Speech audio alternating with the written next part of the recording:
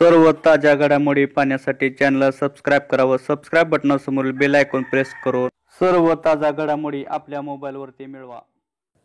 अचानक पवार साहेबांचं निरोपाला भेट घेण्याचा संधी मिळाली पवार साहेबांनी त्यांचे काही विचार सांगितले, काही त्यांच्या भविष्यातले जे काही धोरणं सांगितले. आणि आज पवार साहेबांनी अनेक युवकांना महाराष्ट्रामध्ये काम करण्याची संधी दिली आहे. त्यांच्या नेतृत्वाखाली अनेक युवकांना आमदार खासदार होण्याची संधी मिळाली. अनेक कार्यकर्ते, सर्वसामान्य कार्यकर्ते पवारसाहेबांनी मोठे केलेले आपण पाहिले आले आहेत. आणि आज सर्व कार्यकर्त्यांचा विचार घेण्यासाठी आज सोलापूर जिल्ह्यामध्ये सर्व जनसेवा संघटना एक सामाजिक संघटना आहे. पण या संघटनेतला कार्यकर्ता आज जिल्ह्यामध्ये अनेक ठिकाणी चांगल्या पद्धतीनं पक्षामध्ये काम करताना आपण पाहतो. आणि अशा सर्व कार्यकर्त्यांचा विचार घेऊन एक कुठला तरी निर्णय, शेवटी कुठेही समाजकार्य करत असताना, विधायक कार्य करत असताना राजकीय पाठबळ फार महत्त्वाचं असतं. आणि तेच पाठबळ म्हणा की एक आधार जनसेवेच्या माध्यमातून जनसेवेच्या कार्यकर्त्यांना मिळू शकतो का, आहे का विचार घेण्यासाठी मीटिंग बोलवलेली आहे. दादा, पप्पासाहेब असताना पप्पासाहेब BJPमध्ये खासदार झाले, पहिल्यांदा प्रवेश करून. त्यानंतर पप्पासाहेबांना काँग्रेसमध्ये घेऊन पप्पासाहेबांना आडवे टाकण्याचं काम जेव्हा पवारांनी केलं, बारामतीकरांनी केलं, आपण आज त्यांच्याच पक्षामध्ये जाण्याची चर्चा करण्यासाठी बैठक घेतली. काय वाटतं आपल्याला, म्हणजे की साहेब भाजपची सोडली, ठीक आहे, पवार साहेब असं म्हणता येणार नाही. त्यांना कारणीभूत घरातले तेव्हा कुटुंब एकत्र होतं आमचं. आणि आपल्या मोठ्या भावाचा मान ठेवण्याचं काम हे स्वर्गीय प्रतापसिंह मोहिते पाटलांनी केलं. आणि आपल्या मोठ्या भावाचा मान ठेवून त्यांच्यासाठी त्यांनी तेव्हा खासदारकी माघारी घेतली आणि काँग्रेसमध्ये तेव्हा आले होते. पवारसाहेबांच्या शब्दाचा मान ठेवून करायचं असतं तर ते मग राष्ट्रवादीतच गेले असते.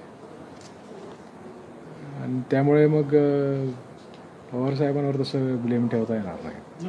अजितदादांचे पप्पासाहेबांच्या खटकेसारखे उडत होते. मग उजनीच्या पाण्याचा विषय असेल, बारामती, इंदापूर, पुणे जिल्ह्यामध्ये आपण पण त्याच्यासाठी आंदोलन केलेली आहे. मग एक विचारधारेचा प्रश्न नाही, तेव्हा सत्ता त्यांच्याकडे होती. आणि पाणी हा नेहमीच आपल्या सोलापूर जिल्ह्याचा अतिशय महत्त्वाचा मुद्दा राहिलेला आहे. कारण सोलापूर जिल्हा आपण दुष्काळी म्हणतो. आणि सोलापूर जिल्ह्याच्या पाण्यासाठी उजनी धरण बांधलं गेलं. वास्तविक उजनी धरण हे 12 महिने शेतीच्या पाण्यासाठी बांधलं गेलं होतं. पण आज त्या पाण्यावरती आपला हक्क किती राहिला हा प्रश्न होता. आणि त्यामुळे पाण्याच्या लढ्यासाठी प्रतापसिंह मोहिते पाटील साहेब असतील, आम्ही असो, जनसेवा संघटनेमाध्यमातून तेव्हा अनेक आंदोलनं केली.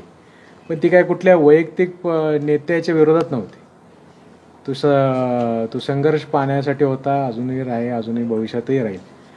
आणि मला वाटतं राजकारणामध्ये कुठल्याही मुद्द्यासाठी आपण जेव्हा झगडत असतो तो तेव्हा संघर्ष हा कुठल्या वैयक्तिक नेत्याविषयी नसतो.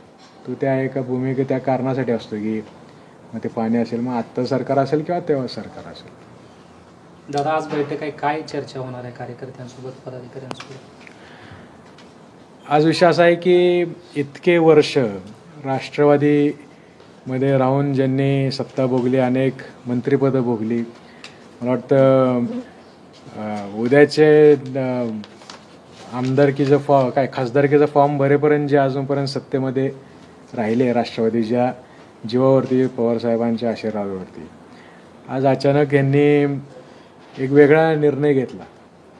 म्हणजे भारतीय जनता पक्ष जे आजपर्यंत जातीवादी समजत होते किंवा भारतीय जनता पक्षाच्या विरोधामध्ये ज्यांनी संघर्ष यात्रा अकलूजमध्ये सभा घेतल्या, त्यांना आज रातोरात भारतीय जनता पार्टी हा आपलासा वाटू लागला. आणि आज आमच्यासारखे अनेक कार्यकर्ते, युवक कार्यकर्ते, जे विधायक कार्यकर्ते आहेत, जे समाज कार्यकर्ते आहेत, आज आम्ही पुढं मोठं होत असताना एक प्लॅटफॉर्म शोधतोय की आमच्या भागामध्ये आम्ही काम करत असताना एक खंबीर साथ आमच्यासारख्या कार्यकर्त्यांना लाभते का. शेवटी जो तो कार्यकर्ता ज्या त्या पदावर काम करत असताना आपल्या भागामध्ये सर्वसामान्य जनतेपर्यंत अडीअडचणी सोडवण्यासाठी हा प्रयत्न करत असतो. मग ते गल्लीतला सर्वसामान्य कार्यकर्ता असो की देशाचा पंतप्रधान असो. आज आम्ही पाहतोय की आम्ही या ठिकाणी कार्य करत असताना आमच्या पाठीशी आमचे काम करायला आम्हाला बळ कोण देतं, आम्हाला ताकद कोण देते, असे आमचं विचार चालू आहे. आणि त्या दृष्टिकोनातून आजची ही मीटिंग बोलू. दादा, आजच्या मीटिंगमध्ये जर कार्यकर्त्यांकडून सकारात्मक प्रतिसाद मिळाला तर आणि राष्ट्रवादीकडून जर संधी मिळाली तर तुम्ही रणजितसिंह मोहिते पाटील यांच्या विरोधात राष्ट्रवादीमधून उभारण्यास तयार आहात का? रणजित सिंहांना उमेदवारी मिळणार आहे का नाही मिळणार आहे हा पुढचा प्रश्न. पण आज माझ्यासाठी माझ्या कार्यकर्त्यांना जे भविष्यातली राजकीय वाटचाल आपल्याला करायची आहे ह्या दृष्टिकोनातून आज कम्फर्ट लेवल जी माझ्या कार्यकर्त्यांची आहे प्रत्येक तालुक्यामधल्या ती जाणून घेण्यासाठी मी आजची ही मीटिंग बोलवलेली आहे. आणि ती कम्फर्ट लेवल जोपर्यंत मला कॉन्फिडन्स येत नाही तोपर्यंत मी पुढच्या कुठल्याही गोष्टीवर बोलू इच्छित नाही.